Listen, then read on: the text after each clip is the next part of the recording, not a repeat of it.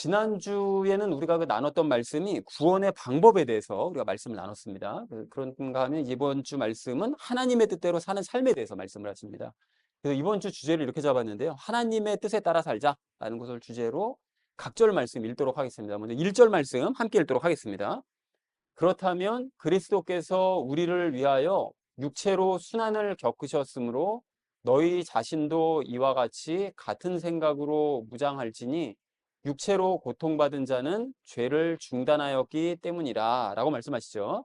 자, 그래서 이제 그렇다면이라고 말씀하시는데 여기서 얘기하는 그렇다면은 그 앞에 있는 3장 마지막 그 두 절을 얘기합니다. 그러니까 우리가 물 세례와 성령님 세례를 받아서 하늘로 올라갈 수 있는 존재가 되었다면 이런 뜻이 됩니다. 이제 그거를 받는 얘기예요. 하늘로 이제 들어갈 수 있는 사람이 되었다면 무슨 일을 해야 되느냐?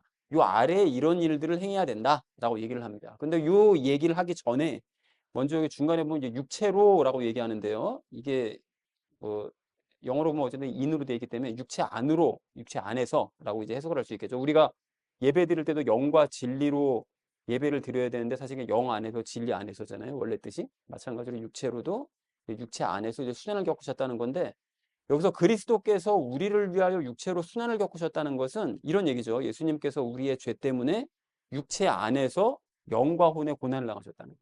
실제적으로 예수님께서 육체의 순환을 겪으셨지만, 그죠? 십자가에 달리시면서 육체의 순환을 겪으셨지만, 육체의 고난도 고난이지만 그거보다 더 큰 고난이 뭐라고 그러죠? 그 육체 안에 있는 영과 혼이 진짜 고통을 당하셨다고 그랬었잖아요.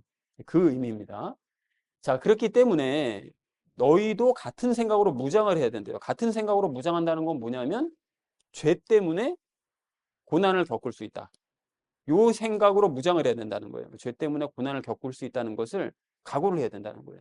이게 뭔 소리냐? 너희가 물 세례와 성령님 세례를 받아서 하늘로 올라갈 수 있는 존재가 되었다면 죄에 휘둘리는 삶을 살면 고난을 겪을 수 있다. 이런 의미입니다. 그래서 뒷절에서 이제 2절에서 관련된 이야기를 또 이제 하는데요. 자, 그래서 육체로 고통을 받는 자는 죄를 중단하였기 때문이라고 말씀하시는데 죄 때문에 영혼의 고난을 겪은 사람은 죄를 중단한대요. 그러니까 죄에 대한 행동을 하지 않는다는 거예요.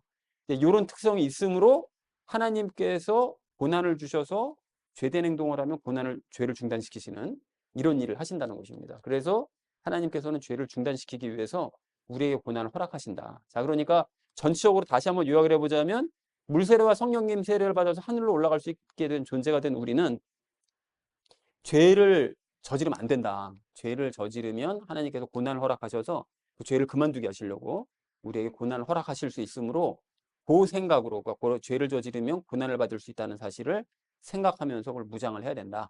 라고 얘기했다는 것이 이제 1절 말씀입니다. 자, 그래서 1절 말씀을 정리해 보자면 이렇게 정리할 수가 있겠는데요. 예수님께서 죄 때문에 영혼의 고난을 겪으셨으므로 너희도 그럴 수 있다는 사실을 각오를 해야 된다. 죄 때문에 고난을 받은 사람은 죄를 중단하기 때문이다.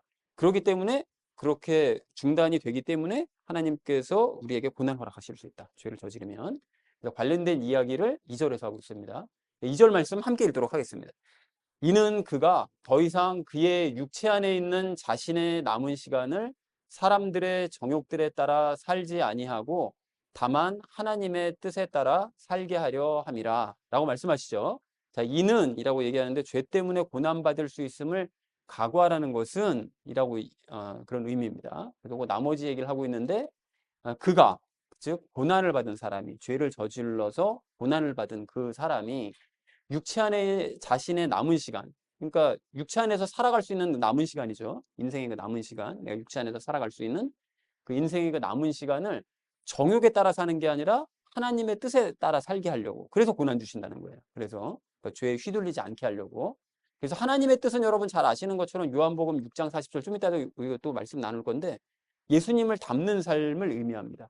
그러니까 우리가 죄에 휘둘려서 정욕들에 따라 사는 것이 아니라 죄를 벗어나서 예수님을 닮는 삶을 살게 하시려고 우리에게 고난을 허락하신다. 그러니까 인생의 남은 시간을 그렇게 하나님의 뜻에 따라 살게 하려고 라고 얘기했다는 것이 이제 2절의 의미가 되겠습니다. 자, 그래서 2절의 의미를 전체적으로 정리를 해보자면 죄 때문에 고난받을 수 있음을 이제 각오하라는 것은 무슨 뜻이냐. 육체 안에서 살아갈 그 남은 시간 동안 세상의 정욕들에 따라 살지 말고 하나님의 뜻에 따라 살게 하려고.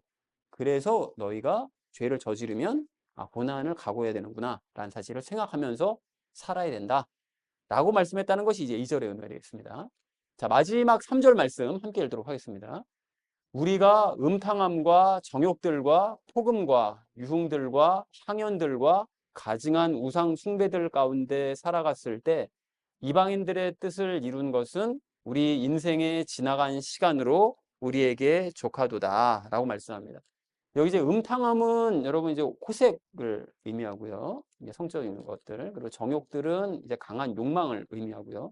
폭음은 술 많이 마시는 거고요. 유흥들은 뭐 우리 아는 것처럼 흥청대는 그런 삶이 되겠죠. 그리고 향연들은 연회나 이제 진수성찬 차려놓고 이제 먹고 마시는 거예요.